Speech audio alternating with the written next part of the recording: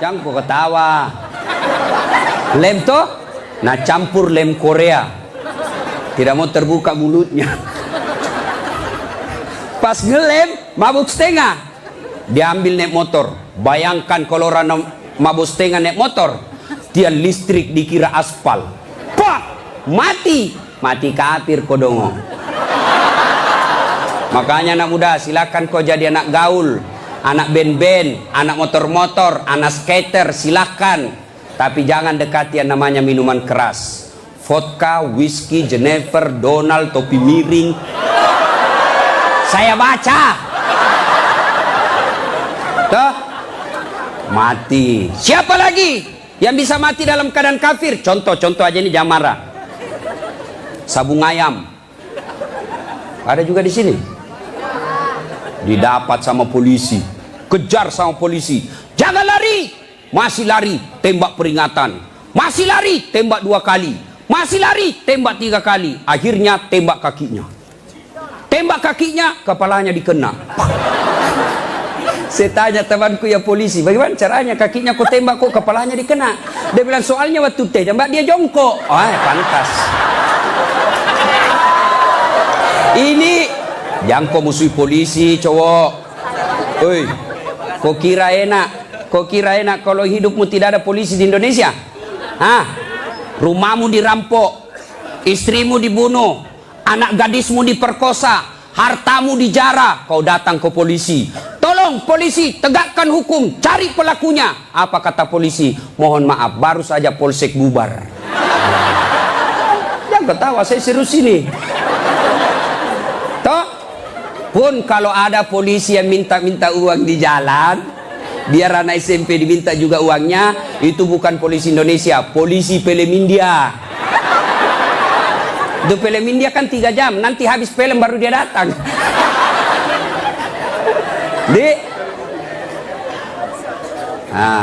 Jadi bisa jadi kita beragama Islam, tapi kemungkinan juga bisa jadi kita matinya dalam keadaan kafir.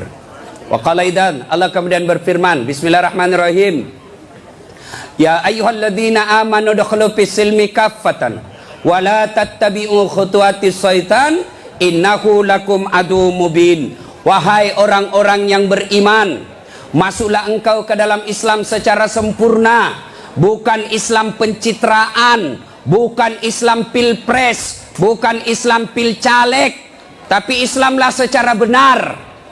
Tuh caleg kalau mau dipilih pasang baleho, takbir, fotonya dibalik kepalanya, siap jungkir balik untuk rakyat, pret, beleng-beleng. Tidak. Islamlah secara benar. Wala tattabi'u khutuwatis syaitan, dan janganlah engkau ikuti langkah-langkah setan, karena sesungguhnya setan itu musuh yang nyata bagi kalian. Musuh kalian bukan ulama, musuh kalian bukan ustadz, musuh kalian bukan tentara, musuh kalian bukan polisi, musuh kalian bukan mahasiswa, musuh kalian adalah setan, dan setan itu musuh yang nyata bagi kalian. Kalau saya ceramah seperti ini, ada enggak setan di tengah-tengah kita? Ada. Orang ceramah masa ada setan? Ada, setannya bukan pocong. Tapi apa setan yang ada di tengah-tengah kita? Bentuknya handphone. Apa ibu? Orang sudah ceramah masih sibuk. Sudah 55 umurnya siaran langsung juga.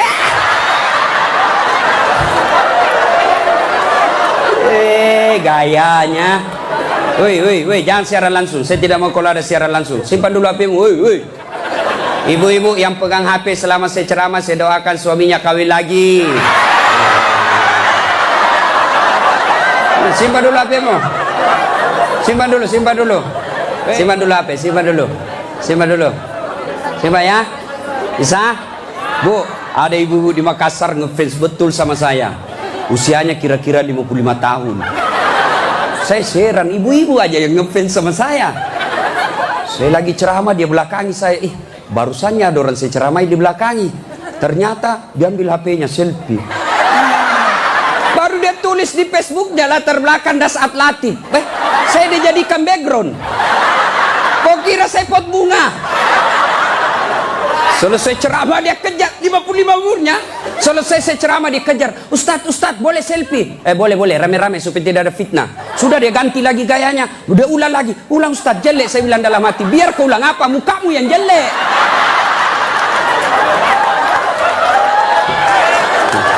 Selesai selfie. Langsung dia bilang, Ustadz, boleh cium? Hah? Haram. Nggak boleh. Nggak nafsu Ustadz, cari barakah. Haram. Coba kau masih muda.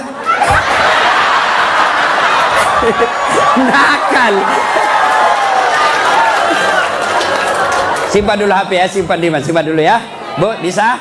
Nah, wa qala idzan, Allah kemudian berfirman, Bismillahirrahmanirrahim.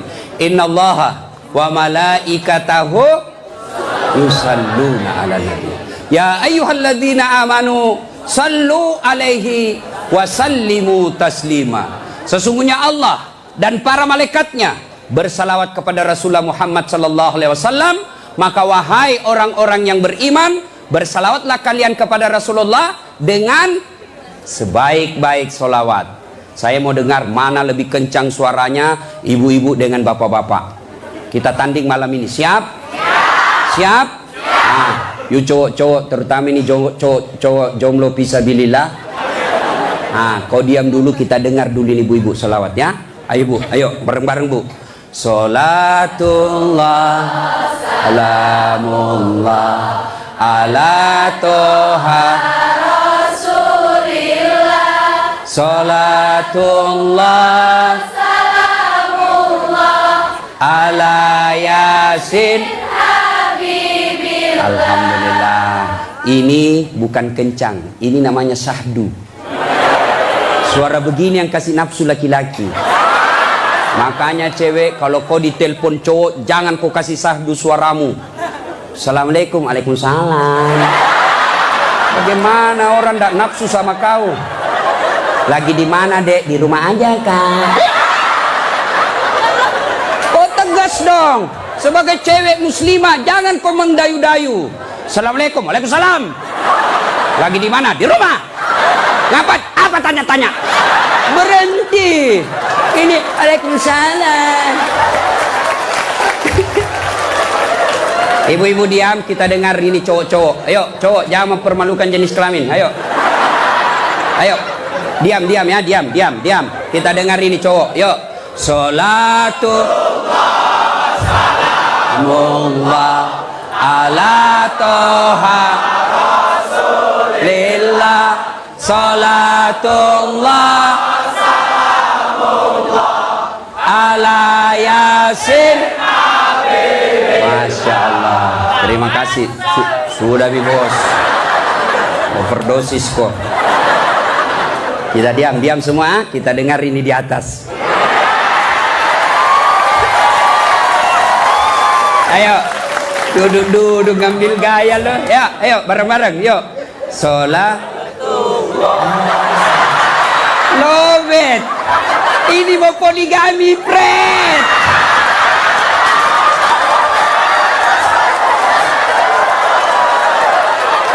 Nah, ayo bareng-bareng semua. Yuk.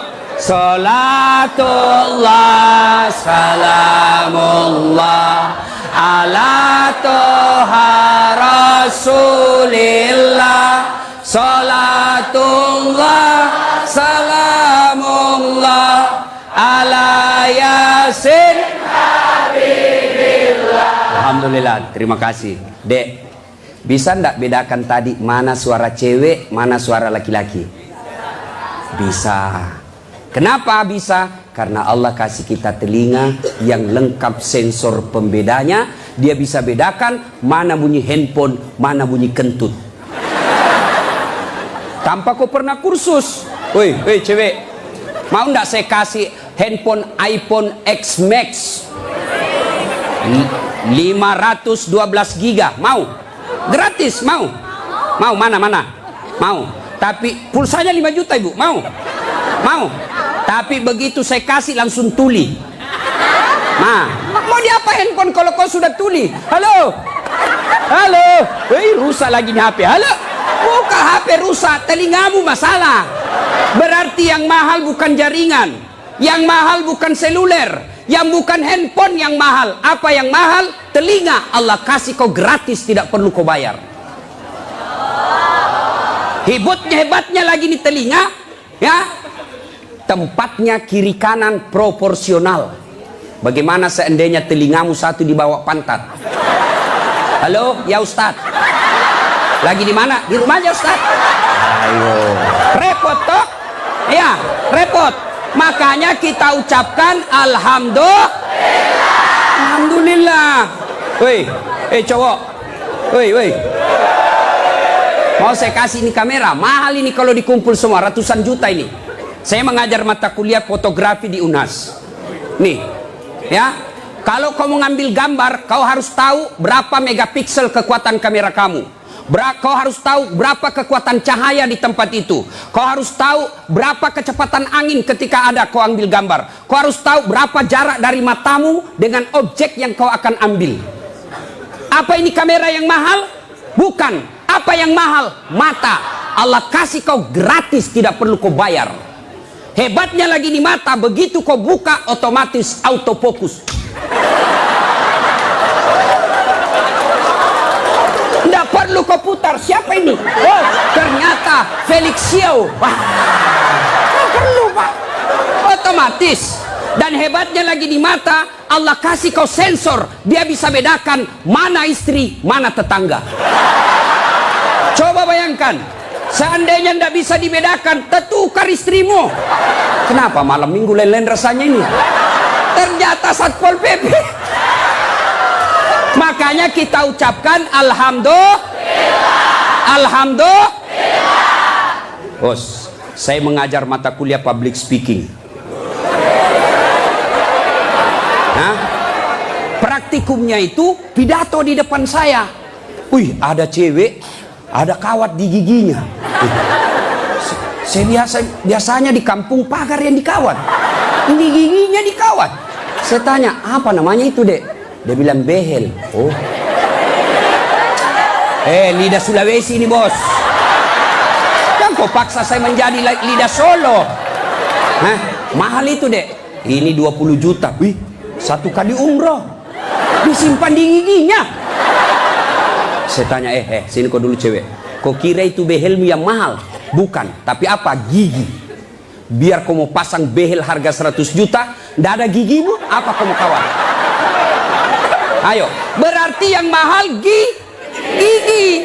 Hebatnya lagi di gigi, tumbuh dan panjangnya dibatasi. Pernah tidak kau bayangkan bagaimana seandainya gigimu tumbuh seperti rambut? Saya yakin Dude Herlino tidak akan main sinetron kalau sudah keluar giginya. Tidak ada yang mau nonton. Makanya kita ucapkan Alhamdulillah.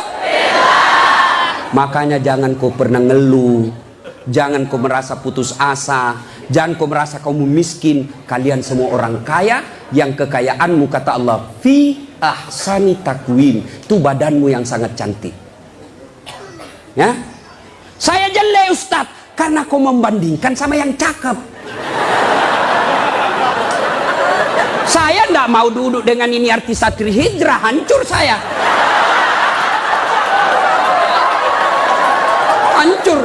Lebih baik saya dekat-dekat sama Tukul 11-12. Kalau saya dekat-dekat di sini hancur saya Pak.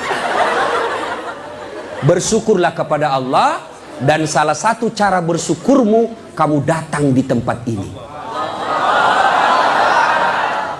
Allah kasih kita begitu banyak nikmat, sehingga Rasulullah pernah sujud meneteskan air mata dalam sujudnya. Lalu Umar bertanya, ya Rasulullah, kenapa kau meneteskan air mata? Kata Nabi, karena saya tidak bisa membayar nikmat Allah dengan ibadah yang saya lakukan. Adakah yang bisa mengalahkan ibadahnya Nabi? Demi Allah, di kolong langit ini tidak ada orang yang hebat ibadahnya seperti Rasulullah Muhammad SAW. Tapi beliau masih sadar ibadah yang dilakukan tidak mampu membayar nikmat yang Allah berikan. Maka kalian bersyukur datang ke tempat ini. Dengan catatan, setelah kau datang ke tempat ini, sehari sampai 3 hari, kalian dengar dakwah, kalian berzikir, kalian ngaji, kalian mencatat. Ingat, setan tidak pernah putus asa menggoda kalian. Bagaimana cara cara dia goda? Dia hancurkan pahala-pahalamu. Adakah perbuatan yang bisa menghancurkan pahala-pahala kita? Ada, kata Nabi, sittatu asyain tukhbitul amal. Ada 6 sifat yang bisa menghancurkan amal-amal kebaikanmu. Adik-adik sekalian, kalian pulang ke sini 3 hari kalian bertempur. 3 hari kalian bertempur melawan iblis, melawan kesombongan, melawan kepongahan, meningkatkan kesabaran. Jangan pikir setan putus asa menggodamu. Dia akan goda kamu setelah kau pulang. Dengan cara apa? Dia hancurkan amal-amalmu, sehingga nanti kau berkata di hadapan Allah, ya Allah, mana pahalaku? 3 hari 3 malam saya dengar dakwah. Allah menyatakan, memang dulu ada pahalamu, tapi hancur oleh karena perbuatanmu sendiri. Apa gerangan yang menghancurkan amal itu? Kata Nabi, 1, al-istighalu bi'uyubil khalq. Suka sekali cerita kejelekan orang, dia lupa kejelekan dirinya sendiri. Gosip, gibah, penyakitnya. Bu ibu, Nabi ketika Isra Mi'raj diperlihatkan, bawa Nabi ke surga, Masya Allah, banyak perempuan. Masuk ke neraka, na'udzubillah min dzalik, lebih banyak lagi perempuan.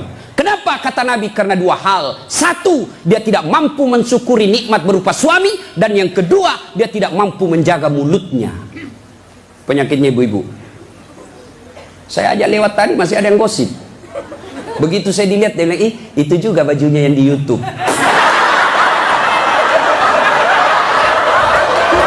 Sibuk. Kenapa? Saya pakai baju kok yang sibuk. Tukang gosip. Jengkelku. Kenapa kok gosip saya? Bu, halo ibu. Penyakit ibu-ibu yang tidak bisa dikendalikan, hawa nafsu menceritakan kejelekan orang. Kalau laki-laki kumpul paling dicerita, wih, itu anak sayang. Yang pertama cakep tapi beleng-beleng. Itu yang kedua cakep, tapi ya dongok. Itu kan. Paling kita cerita itu, wah itu motor saya rewel, itu mobil saya yang tua, wah sedikit-sedikit mogok lagi. Itu atap rumah saya bocor. Paling kalau bapak cerita itu. Tapi coba kalau ibu-ibu. Pertama dicerita sinetron. Jelek betul sifatnya itu ya.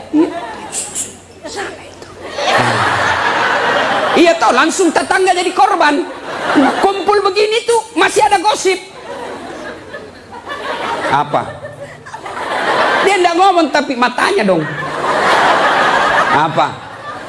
Kudungnya enggak serasi dengan roknya. Beliau kayak umbul-umbul. Sudah. Satu udah digosip. Lewat lagi satu. Apa? Palsu. Kenapa kau tahu? Lipstiknya. Kenapa kau tahu? Melengket di giginya. Coba ya. Ayo adik-adik. Ya. Nah, maka saya heran sebagai anak bangsa, kok kita dituduh orang Islam selalu menyebarkan fitnah. Islam sangat membenci fitnah sehingga Nabi mengatakan, al fitnatu asaddu minal qatl. Fitnah itu lebih kejam daripada membunuh. Jadi pemain buser, apakah namanya itu? Cocok nih? Buser, apakah itu? Yang suka cari-cari duit dari menyebarkan fitnah. Hah? Yo itu buser. Hah? Manalah. Tidak adalah kita orang Islam. Suatu kali Nabi menyampaikan, barang siapa yang mengucapkan 2 kalimat syahadat, diyakini sampai mati pasti masuk surga. Abu Hurairah senang dengar ini. Lalu Abu Hurairah berlari-lari kecil menuju ke pasar. Dengan tujuan apa? Dia mau menyampaikan berita gembira ini. Lalu didapat oleh Umar. Abu Hurairah, kau mau pergi mana buru-buru? Saya mau menyampaikan berita penting. Apa itu? Barusan saja saya dengar menyampaikan Nabi, siapa yang syahadat, yakin sampai mati, pasti masuk surga. Umar berkata, betul kok Nabi bilang begitu? Betul. Saya tidak percaya. Ayo kita datang ke sumber. Dalam teori komunikasi inilah disebut check and recheck. Datanglah Umar klarifikasi ke sumber berita Rasulullah. Ya Rasulullah, katanya Anda mengucapkan siapa yang syahadat yakin sampai mati pasti masuk surga. Apa betul berita seperti itu ya Rasul? Nabi katakan betul. Tapi ya Rasulullah, ada apa? Ini Abu Hurairah, dia mengumumkan di pasar. Terus Saya khawatir nanti disalahpahami umat kita. Biar tidak sholat yang penting syahadat masuk surga. Biar judi yang penting syahadat masuk surga. Biar zina yang penting syahadat masuk surga. Saya salah paham nanti orang. Saya khawatir hadis ini dipahami dengan salah. Lalu Nabi katakan, oke, jangan kau sampaikan ini halal umum, karena dia bisa mengganggu kemaslahatan umat. Itulah sebabnya kita kenal dalam Islam, likulli makam makal, wa likulli makal makam. Setiap ada ucapan, ada tempat yang cocok untuk ucapan itu, dan setiap tempat ada ucapan yang cocok untuk tempat itu. Maka ibu-ibu harus bijaksana memegang WhatsApp, harus bijaksana memegang medsos. Kenapa? Karena jika ibu salah menempatkan medsos itu, maka ibu bisa berujung pada penjara. Dua, yang bisa menghancurkan amal kebaikan kita. Apa itu kata Nabi? Hubbud dunia, terlalu cinta kepada dunia. Cinta dunia boleh, cinta dunia boleh. Mana yang tidak boleh? Terlalu cinta kepada dunia. Nah ibu, yuk. Salatullah salamullah ala toha rasulillah. Salatullah ala yasin habibillah. Cinta dunia. Mana cinta dunia? Satu, menganggap enteng ibadah. Hayya 'alas shalah. Sebentar, masih panjang waktu duhur. Ini kan sampai jam 3. Cinta dunia. Mana lagi cinta dunia? Ini paling banyak cewek. Mukanya dia tidak terima dengan ikhlas. Mukanya dikira tembok, coklat, biru, abu-abu, krem. Sekarang cewek kan banyak palsu. Bulu matanya panjang, palsu. Matanya biru, palsu. Bibirnya merah, palsu. Pantatnya gabus, palsu. Itu terlalu cinta dunia. Perempuan kan sekarang bingung saya lihat. Rambutnya panjang, mau dikasih keriting. Yang keriting rambutnya dia kasih lurus. Iya kan? Allah sudah kasih yang baik, dia tidak syukuri. Begitu mulai putih rambutnya, stres, dia kasih semer. Kena matamu, tidak. Karena waktu yang sangat terbatas. Yang ketiga, apalagi yang bisa menghancurkan amal ibadah kita? Qillatul haya, kurang rasa malu. Oh, ini banyak di Indonesia. Anggota DPR malu dong, sudah digaji oleh rakyat, uang rakyat, kalian tidur saja. Dedek, pernah dengar cerita anggota DPR di akhirat? Hah? Jadi anggota DPR kan ada penghafal Quran, masuk dalam surga. Begitu masuk dalam surga dilihat, kok banyak anggota DPR di sini? Di negaraku banyak di OTT karena korupsi. Dia pergi protes sama malaikat penjaga surga. Malaikat, kenapa banyak ini masuk anggota dewan dalam surga? Di negara saya banyak yang korupsi. Dia bilang penjaga surga, dah sok ribut. Kenapa? Dia cuma reses, sebentar lagi pulang ke tempat asalnya.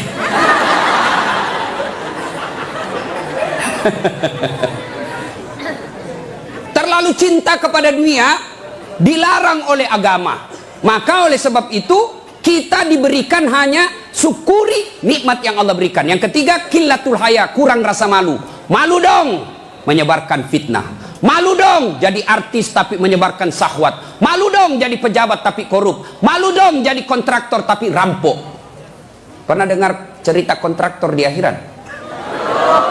Hah? Oh, ini penghuni akhir, penghuni surga sama penghuni neraka baku SMS-an dia. Bilang penghuni surga, "Mas bro, bagaimana kabarmu di situ?" "Bah, enggak ada enak di sini. Di blender terus kita di sini. Enggak ada jam istirahat." "Kau di situ bagaimana kabarmu di surga?" "Masya Allah, enak betul. 1 laki-laki 7 bidadari." Bayangkan Pak, 7. Dan itu bidadari tidak pernah kentut. Seperti istri kita di rumah 7 kali kentut 1 hari. Tidak pernah kentut. Perawan terus. 7 bidadari. Sampai jam berapa?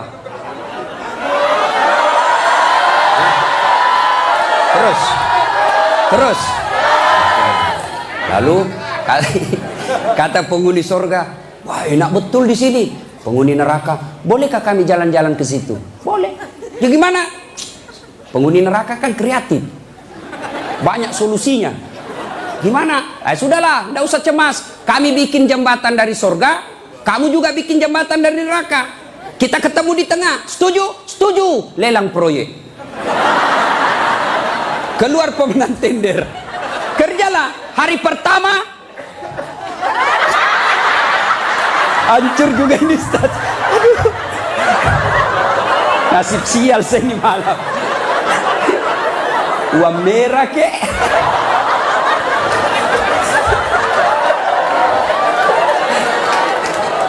Jauh-jauh dari Sulawesi 10.000.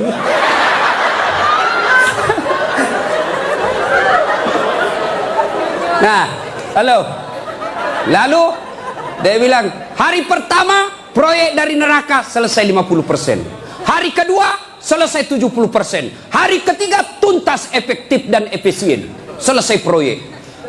Sampai di tengah dilihat-lihat proyek dari surga. Kenapa belum mulai-mulai? Dia teriak, lah ini dari neraka. Mas bro, kenapa kau belum mulai proyekmu? Kami sudah sampai di tengah sesuai perjanjian. Kenapa kau belum mulai? Kata penghuni dari surga, bagaimana mau dimulai? Pemborong, kontraktor, pengawas, panitia, ada semua di situ.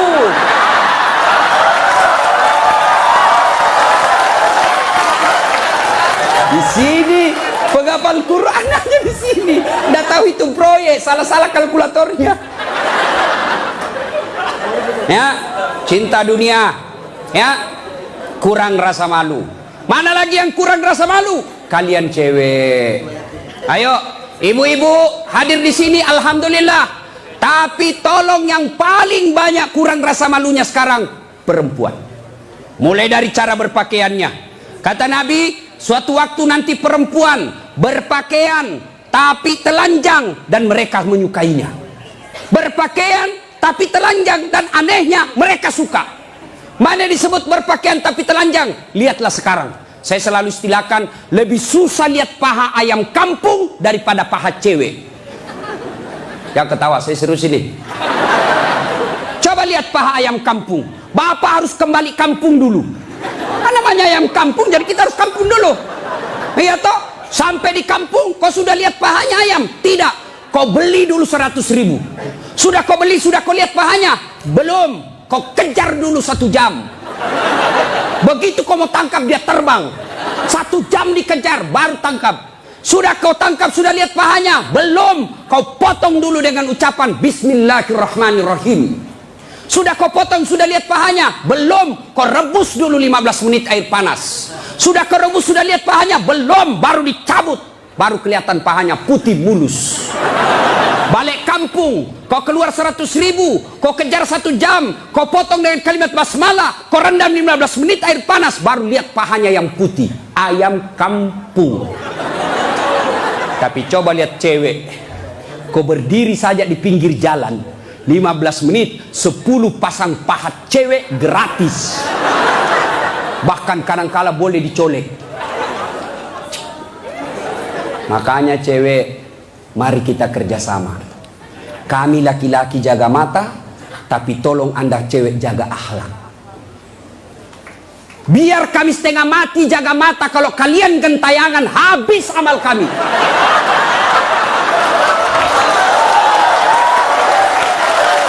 Ya, saya kalau mau pergi mengajar di kampus, saya ngaji dulu beberapa ayat, sholat duha dulu 2 rakaat, baru 1 kilometer saya naik mobil, hancur amalku.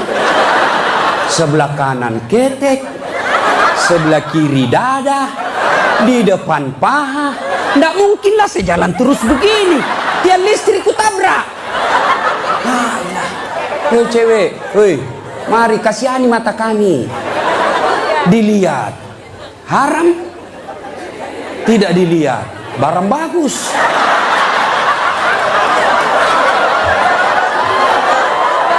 Hei, oke, sekarang banyak perempuan kurang rasa malunya. Dulu. Kalau ada perempuan hamil di luar nikah, dibuang dari kampungnya. Keluar kau menyebarkan aib. Itu dulu perempuan meskipun belum pakai jilbab, tapi dia jaga harga dirinya. Saya zaman SMA kan belum ada jilbab.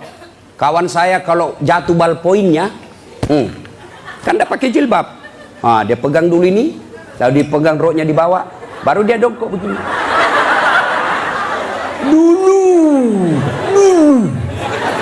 Sekarang cewek dia sengaja memang itu pakai tipis kecil, jalan dia mau tabrak kita. Hancur. Maka kalian akhwat yang datang di sini pengajian selama 3 hari 3 malam, tolong selamatkan saudara-saudara kalian akhwat-akhwat supaya mereka tidak pakai begitu. Kalian tularkan itu jilbabmu kepada saudara-saudara muslimah. Jangan kau biarkan mereka, dakwai mereka. Dia mau dengar atau tidak, kewajibanmu sampaikan, soal diamalkan urusan lain. Terutama juga yang pakai jilbab tapi tidak memenuhi syarat. Pakaian jilbab itu, pakaian menurut Islam itu ada 4 syaratnya. Nih dengar baik-baik yang mau bikin baju. 1 syarat pakaian itu nutup aurat. Alhamdulillah kalian semua nutup aurat.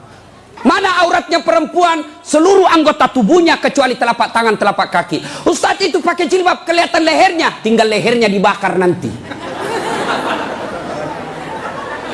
Ya, kelihatan pahanya nanti dibakar. Kalau cewek masih enak dilihat. Ini ada juga orang tua, sudah mau ada cucunya. Pakaiannya saya tanya, Bu, kenapa pakai begitu? Ibu sudah tua. Dia bilang, ini baru ada, dulu waktu saya gadis tidak ada begini, Ustaz. Ini namanya bagus dikasih ibu, kasih STNK. Tahu STNK? Sudah tua, nakal kembali. Kasih itu STNK itu buru-buru gitu. Laki-laki mana auratnya? Pusat sampai lutut. Artinya adik-adik, kalian yang sudah mengaku diri hijrah, silakan main futsal, silakan main bola, silakan olahraga, tapi tolong jangan kelihatan pahamu. Pahamu adalah dosa ketika kau kelihatan. Kau suruh saudara putrimu jilbab, kalian main bola kelihatan paha, dosa. Ndak ada nafsu lihat pahaku. Siapa bilang? Siapa tahu ada janda-janda tua sudah lama ndak lihat paha. Bisa jadi. Ya. Yang kedua, syarat pakaian menurut Quran, nutup aurat. Yang kedua, tidak mempertontonkan lekuk-lekuk tubuh. Ada orang pakai jilbab tapi bajunya sempit. Susah jalannya. Coba lihat itu kalau ada pengantin, pakailah jilbab sakaratil maut yang 3 lapis, kuning, biru, abu-abu, dikasih kiri lagi sedikit, ada talinya dia ikat-ikat dulu 2 meter dia kasih di lehernya, kasih dulu. Mulai tidak bisa goyang tangannya. Bajunya sempit, roknya sempit, jalanlah dia bilang suaminya, buru-buru ibu kita ketinggalan, tunggu dulu pak. Dongok. Itu namanya beleng-beleng. Tahu beleng-beleng? Dongo. Tahu dongo? Kau lah itu. Ayo. Syarat yang ketiga, cowok juga. Kalian pikir kalau kau cowok berpakaian ketat-ketat tidak berdosa? Dosa juga itu. Yang kami mencengkelkan itu yang gendut. Masuklah dia di masjid pakai kaos oblong. Begitu dia ruku, mulai mencemaskan. Sujud, ada celengan. Beleng-beleng.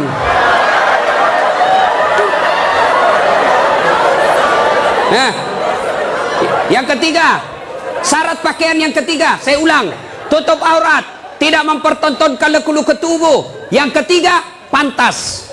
Apa maksudnya? Kalau saya alumni apalagi Muslim United, saya alumninya, 3 hari 3 malam saya dengar dakwah, maka sebaiknya pantas tidak saya berpakaian begini. Saya pengurus remaja masjid, pantas tidak saya berpakaian begini. Saya muslim terhormat, pantas tidak berpakaian begini. Saya pejabat, pantas tidak saya berpakaian begini. Saya muslimah, pantas tidak berpakaian begini. Tanya kepantasannya. Itulah sebabnya agama Islam mengajarkan ketika aku berpakaian, tanya, yuk pantas tidak pakaian begitu. Dan ini pakaian ternyata menyelamatkan kita dari dosa. Mana buktinya? Saya kemana-mana saya pakai begini. Cuma kadang-kala dia gosip saya itu pegawai bank. Kan saya mana-mana pakai sarung. Saya masuk nabung, ada pegawai apa sih itu yang namanya terima-terima duit? Teller. Hah? Iya teller. Dia gosip. Dia kan, Apa? Salah masuk. Dia kira masjid. Dia kira saya masuk masjid, saya pakai sarung. Saya dengarlah saya, kenapa? Saya pakai sarung, kau yang sibuk. Nggak jadi saya nabung, pulang saya. Orang kalau pakai muslim begini, baju koko, gamis, insya Allah terpelihara dari dosa. Saya jalan tiba-tiba di mall banyak cewek cantik, nggak mungkin saya lihat. Kenapa? Saya malu. Masa Ustadz lihat yang cantik? Terpaksa dilihat, ya lihat sedikit aja. Sudah. Ayo, ibu-ibu, mau ndak suamimu terhindar dari tempat-tempat maksiat? Keluar, suruh pakai peci, pakai songkok, pakai gamis. Nggak mungkin dia pakai begini pergi main biliar. Hah? Maka suruh pakai itu. Ada di Makassar, saya sudah suruh pakai Ustadz, tapi di mobil dia ganti. Memang sudah tabiatnya itu, sudah bajingan. Ya, yang keempat, syarat pakaian yang keempat adalah indah. Ternyata Allah tidak meninggalkan keindahan. Allah tidak melarang kita keindahan dalam berpakaian, tapi dengan catatan tertib aturannya. 1, tutup auratmu. 2, jangan kau tontonkan dekuknya. 3, pantas. 4, indah. Ini sistematis, tidak boleh ditukar. Sayang 1000 sayang kita bikin pakaian indah nomor 1, nutup aurat 19. Akhirnya pakaian kita seperti yang kita lihat sekarang ini. Yang di atas turun ke bawah, yang di bawah naik ke atas, ketemu di tengah, tipis, sempit, kecil. Dongo. Nah, qillatul haya, kurang rasa malu. Yang keempat, yang bisa menghancurkan amal kebaikanmu, kata Nabi, qaswatul qalbi. Apa itu? Keras hati. Apa itu? Tidak mempan nasihat. Selesai dengar ceramah tidak ada perubahan. Apa malah dia bilang? Siapa panggil itu Ustadz dari Sulawesi? Saya. Lain kali tidak usah undang. Kenapa? Tidak enak ceramahnya. Kenapa? Masa 6 dia bahas saya terus dia kena? Keras hati kau. Selesai dengar ceramah larang merokok, malah dia bilang, apa tahu rokok apa? Memangnya saya minta duitmu? Keras hati. Ada perokok di sini? Ada? Saya doakan kalian berhenti merokok. Coba dengar itu calon-calon istrimu. Itu biasa orang merokok kayak kurang kerjaan. Itu aja dikerja 10 menit. Dan saya kasihan kadang-kala kalau di bandara. Coba lihat tuh perokok, dikasih masuk kayak kotak-kotak, kayak bele-bele. Sendiri di dalam kan. Sekali-kali isap kunyah. Jangan kau sebarkan itu asapnya ke kita. Bolehlah kau merokok, silakan, tapi jangan kasih asapnya orang lain. Bagaimana caranya Ustadz? Kau bawa kresek.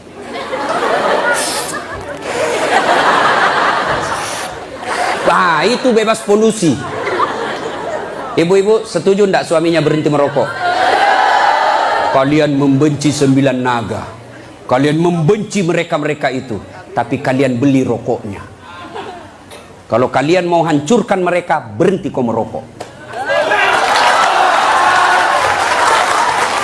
Lebih baik itu rokokmu anak muda, kau tabung, lamar cewekmu. Kau juga cewek, jangan terlalu lama mau dipacari. Ini pacaran Islami Ustaz, pret. Pacaran syar'i. Mana ada pacaran syar'i cilaka? Dengari di cewek.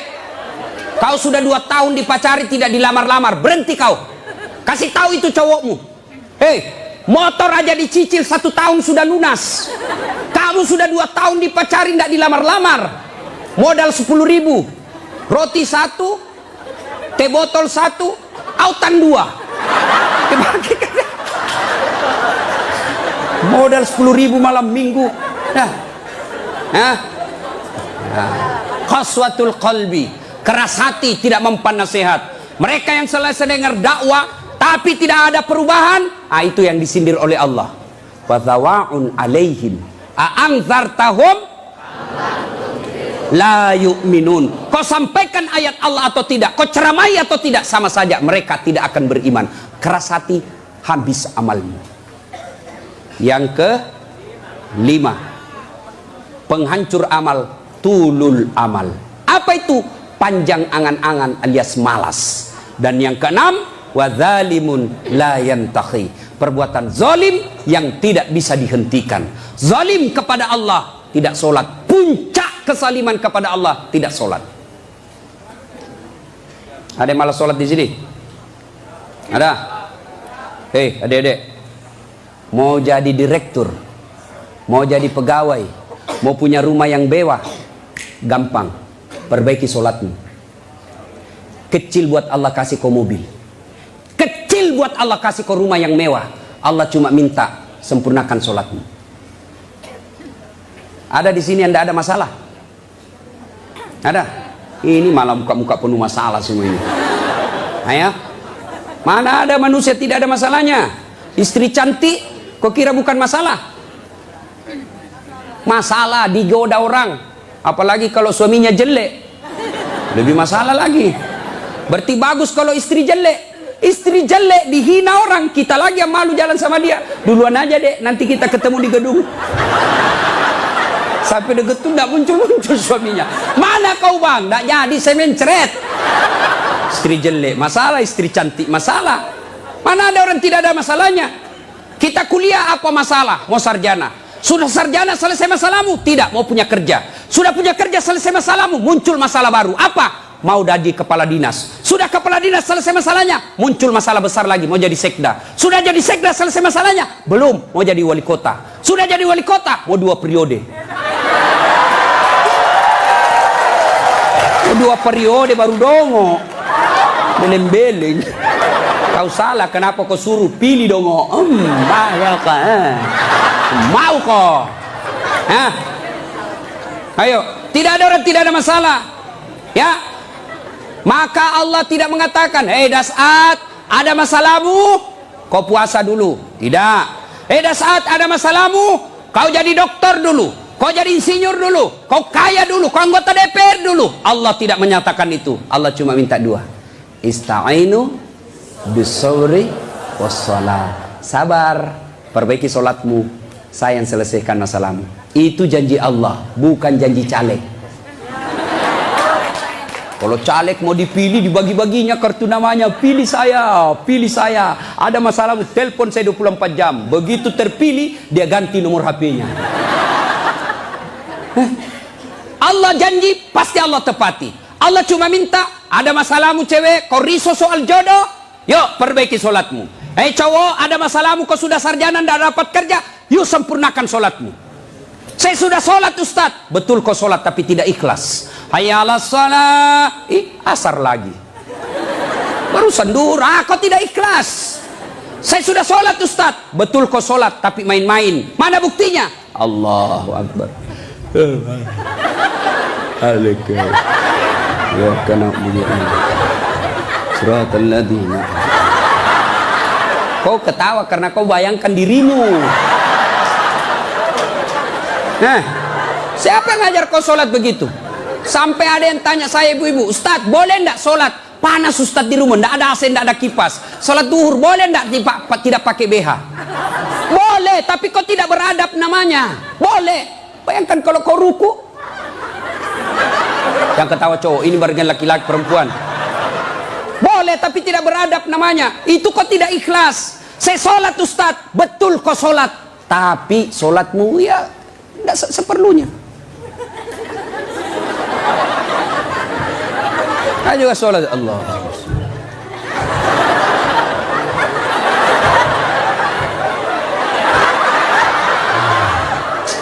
30 tahun kau sholat kalau begini gayamu bos. Adik-adik, kau punya handphone? Ibu-ibu punya handphone?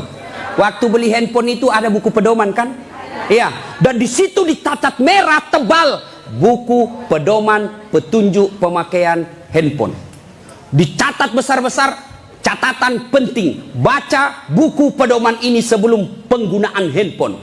Handphone aja kau pakai itu belum tentu untuk kebaikan. Ada buku pedoman penggunaannya. Sholat kalian yang pakai 5 kali sehari semalam paling sedikit. Lalu kenapa kau tidak pernah buka buku pedoman sholatmu? Ya. Nah, maka ibu bapak perbaiki saja sholat, insya Allah selesai masalahmu. Ya? Zalim, zalimun la yantahi, perbuatan zalim yang tidak bisa dihentikan kepada Allah. Yang kedua, zalim kepada jenis kedua, zalim kepada sesama manusia. Tidak usah zalim kepada tetangga. Ibu-ibu zalim kepada suaminya. Mana ibu-ibu zalim kepada suaminya? Suaminya dijadikan tahanan kota. Baru keluar 1 jam ditelepon, di mana kau Pak? Di mana kau? Keluar kau, pulang kau. Oh, bagaimana kita tidak cepat mati? Kita keluar, kau cari sampai di rumah, kau maki-maki, baik kalau kau cantik. Berat badan makin nambah. Duduk makan canggurma. Nonton sinetron ngangkat ketek sambil menguap. Kita di jalan semua harum cewek-cewek, sampai di rumah la haula wala quwwata illa billah. Suami zalim kepada istrinya. Contohlah Rasulullah, ya. Rasulullah itu sangat romantis. Maka orang yang zalim kepada Allah adalah tidak menunaikan kewajibannya kepada Allah. Zalim kepada sesama manusia, hak-haknya orang dia serobot. Dan yang ketiga, zalim kepada diri sendiri. Apa zalim kepada diri sendiri? Dia sudah tahu maksiat, tapi dia tetap lakukan. Maka menghindari semua itu, kita hadir di tempat ini sebagai wujud kita cinta kepada Allah. Mudah-mudahan kesalahan-kesalahan kita diampuni oleh Allah Subhanahu wa taala. Banyak yang ingin kita sampaikan, tapi waktu jualah yang membatasi kita. Insya Allah lain waktu dan kesempatan kita akan lanjutkan. Kalau masih mau dengar ceramah saya, gampang. Gimana caranya Ustadz? Ambil handphonemu, buka YouTube, tulis nama saya Das'at Latif. Keluarlah ceramah saya ratusan. Sudah itu jangan lupa kasih tanda begini.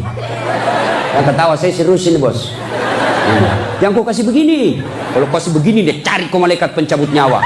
Masa ceramah kau kasih begini? Dah enak perasaan kau lihat ceramah mata kasih begini bos. Kalau kau tidak senang ya sudah, tidak usah komentar. Nah, cuma cepat habis kota, 1 jam habis menguras kota. Maka saya sediakan ceramah yang tidak menguras kota. Di mana caranya? Follow saya di Instagram. Das'at Latif 1212. Das'at Latif 1212. Sudah ku follow Ustaz, tidak mau tak putar ceramahmu. Hakul yakin dada datamu. Kau beli kota dulu ya. Sudah ibu bapak, mudah-mudahan ada manfaat. Sebelum kita akhiri, mari kita kirimkan suratul Fatihah kepada Rasulullah Muhammad SAW. Khasiat dan keutamaannya kita ikhlaskan untuk mereka yang merintis pembangunan masjid ini. Yang terkenallah masjid ini seluruh jagat Indonesia. Masjid ini adalah masjid pergerakan umat Islam di Yogyakarta. Mari kita doakan, mudah-mudahan orang-orang yang berpartisipasi dalam pembangunan masjid ini dan pelaksanaan acara ini, Allah mudahkan hidupnya, Allah balas segala kebaikannya, Allah angkat derajatnya, dan jika kelak menghadap kepada Allah, Allah hadapkan dalam iman dan Islam. Al-Fatihah. Bismillahirrahmanirrahim.